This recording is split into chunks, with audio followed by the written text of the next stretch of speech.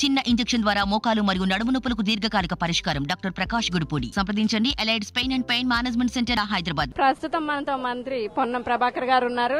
నమస్తే సార్, చెప్పండి. అంటే సమీక్ష పూర్తి అయిపోయిందా? ఎంత నష్టం జరిగిందని అంచనా వేశారు? అంచనా నష్టం ఇంజనీర్ నేనేమన్నా ముఖ్యమంత్రి లెక్క రిలీజ్ అయ్యాను నా మానస పుత్రిక అని చెప్పాను. నేనే ఎంఏ పాలిటిక్స్ చదివినా. చూడటానికి వచ్చినాము. సంబంధిత మంత్రి ఉన్నాడు, ఇంజనీర్లు ఉన్నారు. ఒక నివేదిక ఇచ్చి ప్రభుత్వానికి నివేదిక ఇచ్చిన తర్వాత ప్రభుత్వం స్పందిస్తుంది. కానీ గౌరవ మాజీ మంత్రి కేటీఆర్ గారు మాట్లాడుతున్నట్టుగా కాంగ్రెస్ ఏదో సందర్శనకు వచ్చింది కాదు. ఆనాడు బాంబులు వలిగినాయో సప్పుడు వచ్చింది అని కేసు, కుట్రకోణం కేసు అన్నది పెట్టింది మీరు వాస్తవాలు ఆనాడు ఏం కాలే, చిన్న వలిగిందని పెట్టుంటే చెప్పింటే ఏం కాకపోదు. ఇలా అంటే ఇప్పుడు తప్ప చర్యలు తప్ప అంటున్నారా? చూద్దాం నివేదిక తర్వాత.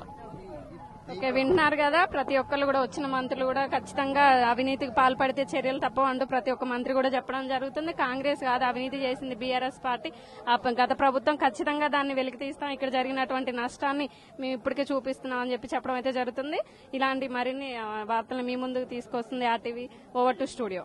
మరిన్ని వీడియోస్ కోసం ఛానల్ ని సబ్స్క్రైబ్ చేయండి. లేటెస్ట్ అప్డేట్స్ కోసం వాట్సాప్ ఛానల్ ని ఫాలో చేయండి. అండ్ లింక్ డిస్క్రిప్షన్ లో ఉంది.